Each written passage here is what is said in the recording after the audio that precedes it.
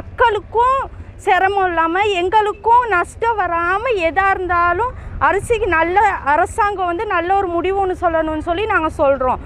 அரிசி வந்து எங்களுக்கு அந்த விலை கிடச்சா யாருக்குமே விற்க இயலாது. ஆளுங்க சொல்லுவாங்க எங்களை தான் கடையில் விலை வந்து கூட வச்சு விற்கிறாங்க அப்படின்னு. நாங்கள் எப்படி விலையை கூட வச்சு தான் விற்கிறதுக்கு இருக்குது. எங்களுக்கு வந்து அந்த விலைக்கு வந்து அரிசி வந்து கிடைக்கிறது இல்லை. அப்படி செஞ்சால் நாங்கள் எந்த விலைக்கு அரிசி விற்கிறது? அரசாங்கமும் யோசிக்கணும். அரிசி தர்ற இடத்துக்கு சரி அந்த கண்ட்ரோல் ப்ரைஸ் வந்து அவங்க சொல்லலாம், இந்த விலைக்கு நீங்கள் கொடுங்க அப்படின்னு அவங்ககிட்ட சொன்னால் கூட அவங்க வந்து என்னமாச்சும் ஒரு இதுவும் செய்வாங்க தானே. எங்களுக்கு அரிசி கிடைக்கிற விலைக்கு வந்து எங்களுக்கு வந்து விற்க இயலாது. மேற்கொண்டு தான் அரிசிக்கு விலை வச்சு விற்க வேண்டி இருக்குது.